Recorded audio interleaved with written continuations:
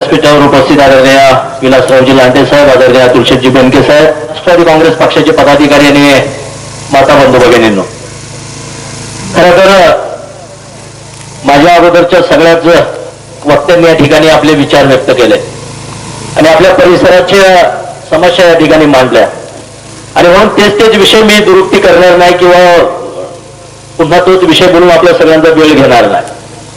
पण महत्वाचे 1-2-3 विषय खरं तर आपल्या सगळ्यांच्या समोर बोलणं अत्यंत गरजेचं आहे. ही गेली 15 वर्ष या आपल्या लोकसभा मतदारसंघाचे जे नेतृत्व करतायत खासदार साहेब, मला एक प्रश्न या निमित्तानं त्यांना विचारायचा, आपण सगळ्या जणांना तो माहित आहे. खटकळ्यात आलो लांडे साहेब, म्हणजे 2 वर्षापूर्वी आम्ही ऐकलं होतं जिल्हा परिषदेच्या निवडणुकीच्या निमित्ताने की या परिसरामध्ये सगळीकडे मोबाईल चालतील. मी आपट्याळेहून आलो, मला असं वाटलं की मध्ये चावंडून आता पटकेच मी खटकळ्याला जाईल, कारण पूल झालाय मधला. झालंय का? मी गेलो परत माग. अरे खोट्या घोषणा 15 वर्ष ज्यांनी केल्या, 15 वर्ष ज्यांनी आमची फसवणूक केली, परत जर आम्ही त्यांना थारा देणार असू तर आमच्या इतके नतद्रष्टे आम्ही दुसरे कोणीच नसणार आहे. आणि लोकसभेला जाणारा आमचा खासदार कसा पाहिजे, आमचे प्रश्न लोकसभेचे कोणते आहेत. आम्ही ग्रामपंचायतची निवडणूक आली की आम्ही केंद्रातल्या गप्पा मारतो आणि केंद्राच्या निवडणूक आली की आम्ही ग्रामपंचायतच्या गप्पा मारतो, लोकांचा विरोधाभास करतो. जे वास्तव सत्य ते आपल्या सगळ्यांना समजलं पाहिजे. आमचा खासदार त्या ठिकाणी गेला पाहिजे, आमचा खासदार कसा असला पाहिजे, आमच्या खासदाराला आमच्या समस्या समजल्या पाहिजे. खरं तर मधल्या काळामध्ये आता लांडे साहेबांना 2009ची निवडणूक त्या ठिकाणी लढले, पराभव झाला तरी सुद्धा स्वतःच्या असणाऱ्या भोसरी विधानसभा मतदारसंघामध्ये आणि त्या परिसरामध्ये सातत्याने साहेब काम करतायत. मध्ये कोणीतरी प्रश्न विचारला की हे आता कसे आले. अहो, तुम्हाला निवडून दिले, तुम्ही आलेच कुठे? ज्याला निवडून दिले तो यायला पाहिजे की पराभव झालेला माणूस यायला पाहिजे.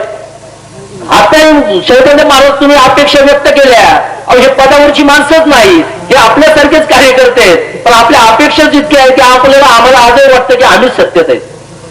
लांडे साहेब आमदार नाहीत, खासदार नाहीत, अतुल शेख आमदार नाहीत, खासदार नाहीत, पण काय अपेक्षा आहेत अतुल शेख तुमच्याकडून? तर या पूर्व काळामध्ये आदरणीय बेनके साहेबांनी सुद्धा या परिसरामध्ये काम करताना कोणताही दुजाभाव केला नाही. मला आपल्याला ह्या गोष्टीची जाणीव करून द्यायची आहे. ज्या गावामध्ये आपण आलो, ज्या परिसरामध्ये आपण आहे, इथली आश्रमशाळा जर आपण सगळ्यांनी पाहिली तर या तालुक्यामध्ये 7 आश्रमशाळा आहेत आणि 7च्या 7 आश्रमशाळांच्या इमारती आदरणीय बेनके साहेबांनी केल्या. आणि काही मंडळी आम्हाला प्रश्न विचारतात की 40 वर्षात काय केलं. आमचा त्यांना जाहीरपणाने हा सवाल आहे, मग या असणाऱ्या आश्रमशाळा तुम्ही आणून बांधल्या का? तुम्ही तालुक्यात येऊन आज 10 वर्ष नाही झाली तर तुम्ही 40 वर्षाचा हिशोब विचारता का? साहेब आम्ही कधीच पाहिलं नाही. आदरणीय बेनके साहेबांनी आमच्या तालुक्याचे लोकप्रतिनिधी खरं तर आमच्या छोट्या MI टँकवर येऊन लोकांचं पाणी सोडताय, त्याचं इतकं दुर्दैव नाही हो.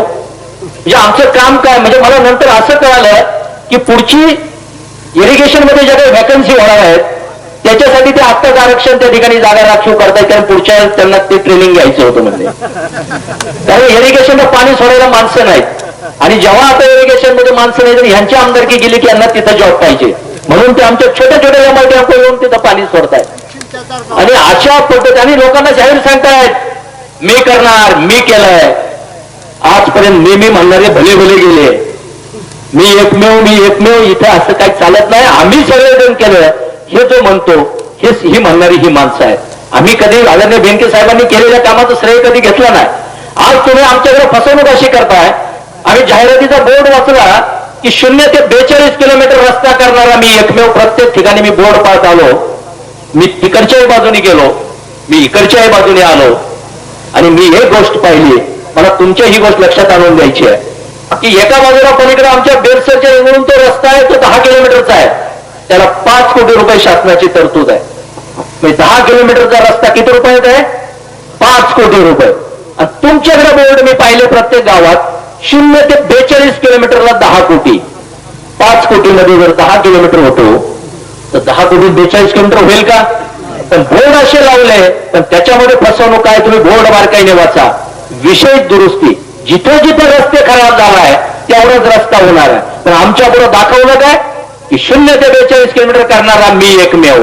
अहो या तालुक्यात एकमेव म्हणून या तालुक्याची सुद्धा तुम्ही खरं काही ठेवलेली नाही. आणि उद्याच्या काळामध्ये आता आमच्या बाळासाहेबांनी तर सांगितलं, वास्तव सत्य हे तरुण मुलं इतकी खरं तर आमिष त्यावेळेला लांडे साहेब दाखवली गेले. म्हणजे आता सुद्धा मध्ये आम्ही सहज चर्चा करताना असं आम्हाला वाटलं की आमच्या आणि त्या परिसरातले कार्यकर्त्यांना आता म्हटले भरपूर नोकऱ्या लागल्या. का लागल्या तर तिथे MIDC झाली. ते म्हणले कोणी केली, म्हणले स्वनिधीतून केली. आमच्याकडे स्वनिधीतून वेगळंच फेड आलंय.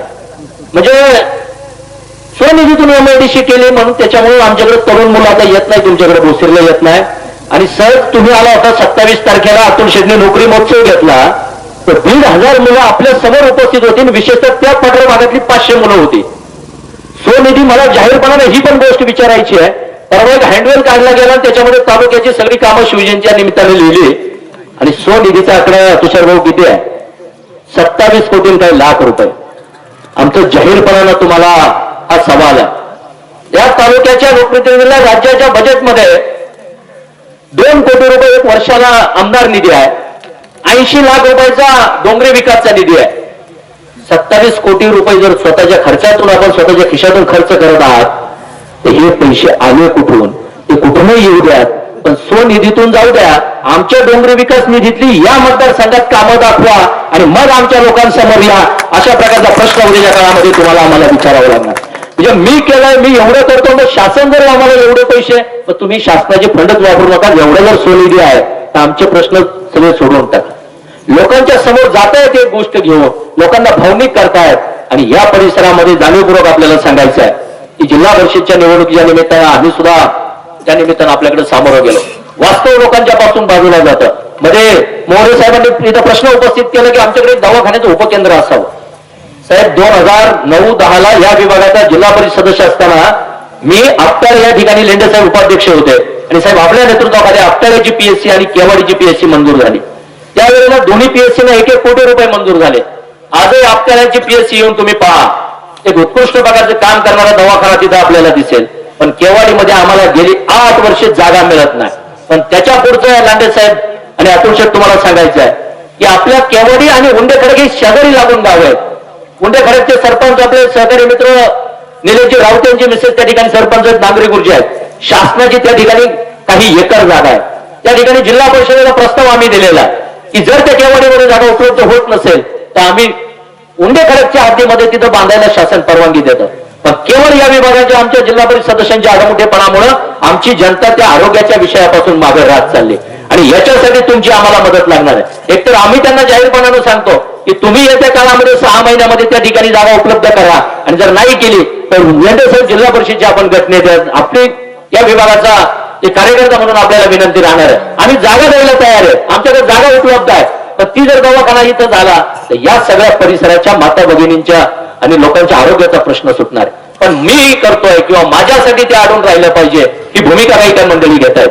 आणि उद्याच्या काळामध्ये खरं तर ही विनंती आदरणीय देवकाशेठ मोरेंनी आपल्या प्रस्ताविकामध्ये केली. त्यांच्या सौभाग्यवती या गावचे सरपंच आहेत आणि केवळ विकासाचा दृष्टिकोन डोळ्यासमोर ठेवून ही मंडळी राष्ट्रवादी काँग्रेस पक्षामध्ये आलेली आहे. आणि त्यामुळे त्यांच्या मागण्या फार नाही आहेत. पण आमच्या गावामध्ये आम्ही नेतृत्व करत असताना आमच्या कालावधीमध्ये आपल्या मदतीने 4 प्रश्न मार्गी लागले.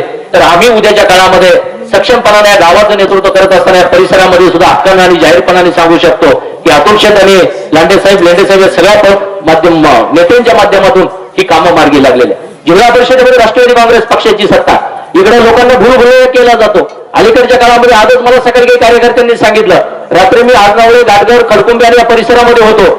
काही ठिकाणी एजंट मंडळी आता काम करायला लागली. मला लेंडे साहेब तुमची ही गोष्ट लक्षात आणून द्यायची आहे. आमच्याकडे शबरी घरकुल नावाची एक योजना आहे. आपल्याकडे यशवंत घरकुल नावाची योजना आहे. इंदिरा आवासची योजना जी प्रधानमंत्री म्हणून आलेली आहे. 1,20,000 रुपयाची घरकुलाची योजना आहे. काही एजंट मंडळी 10,000, 5,000 आणि 20,000 रुपये गोळी घर जनतेकडून त्या ठिकाणी मागतायत. दुसरी आज सकाळी मला आमच्या त्या कार्यकर्त्यांनी सांगितलं की समाज कल्याणच्या माध्यमातून पीठ गिरणी आल्या आणि त्याच्यासाठी 5,000 रुपयाची मागणी चालली. मी जाहीरपणानं आपल्याला सांगतोय की आत्ताच्या ज्या सगळ्या योजना आहेत ते आपण केलेलं अर्ज मंजूर झाल्यानंतर ते स्वतःला खरेदी करायचे आहेत आणि त्यानंतर ते पैसे आपल्या खात्यावर जमा होणार आहेत. आणि जर अशी कोणी एजंट मंडळी आपल्याकडे कशाची मागणी करत असतील तर माझ्यासारखा कार्यकर्ता 24 तास त्याच्यासाठी उपलब्ध आहे. आणि तुम्हाला त्या ठिकाणी कुठे जिल्हा परिषदमध्ये अडचण असेल, पंचायत समितीमध्ये अडचण असेल तर आदरणीय अतुल शेठच्या नेतृत्वाखाली आम्ही त्या ठिकाणी तुम्हाला मदत करण्यासाठी तयार आणि सक्षम आहोत हे सांगण्याच्यासाठी खरं तर या ठिकाणी मी उभा राहिलेलो आहे. आणि म्हणून तुम्हाला पुन्हा विनंती करणार आहे, ही जी काही एजंट मंडळी आहेत लोकांना चुकीच्या पद्धतीने बापवतात त्यांना खरं तर आपण जागेवर आलो. आणि हे करत असताना उद्याचा दृष्टिकोन डोळ्यासमोर ठेवा. कारण तुम्हाला मी प्रत्येक ठिकाणी खरं तर जाऊन सांगतोय, आदरणीय विलासरावजी लांडे साहेब हे भोसरीचे आमदार 2 वेळा होते. आदरणीय अतुल शेठ यांना सुद्धा आमदारकी आणि खासदारकी यांना स्वतःसाठी गरजेची नाही हो. मला एक सांगा, लांडे साहेबांचं अतुल शेठचं काय काम अडतं का पुढं तुम्हाला माहितीये का? आढळेल का? प्रशासनात फोन केला की माणसं त्यांच्या घरी येतात, त्यांची काम करतात. आडलंय कोणाचं?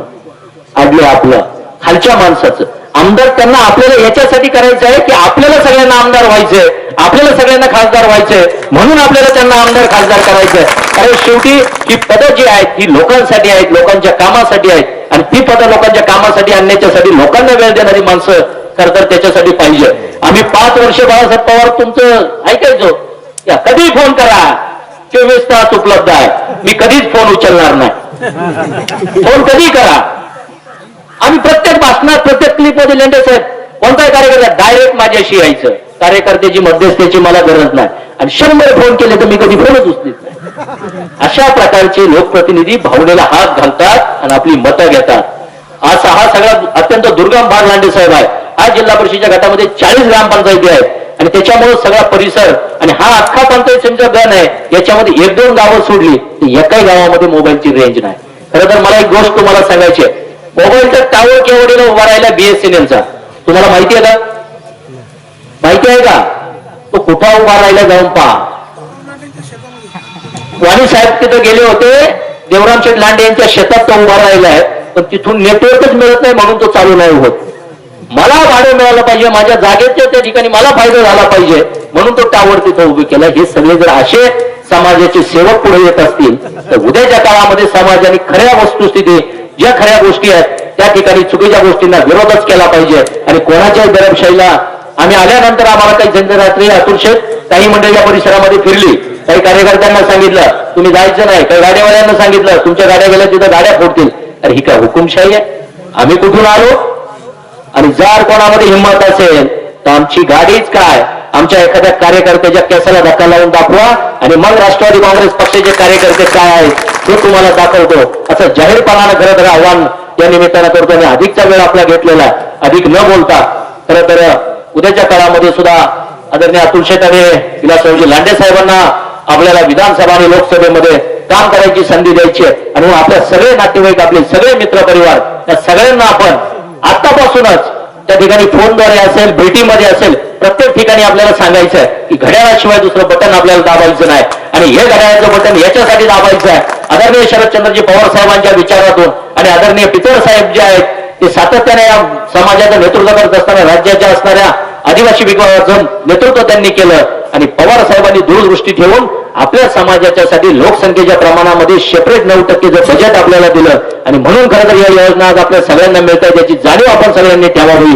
आणि खरंच जर आपण त्या विचाराचे पाईक असू, आम्ही खरंच जर आदिवासी कार्यकर्ते असू तर दुसऱ्या पक्षाच्या कार्यकर्त्याला, दुसऱ्या पक्षाच्या उमेदवाराला या ठिकाणी आपण फाळा देणार नाही, अशा प्रकारची भूमिका आपल्याला घ्यावी लागणार आहे. आणि म्हणून या ठिकाणी पुन्हा एकदा आपल्या सगळ्यांना धन्यवाद देतो आणि थांबतो. जय हिंद, जय महाराष्ट्र.